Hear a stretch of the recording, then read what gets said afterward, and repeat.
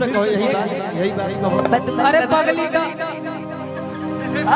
हो गया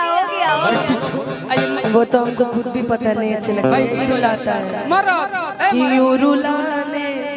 की वजह तुम हो अयू हंसाने की वजह तुम हो हो गया अरे कि छोड़ेंगे ना हम तेरा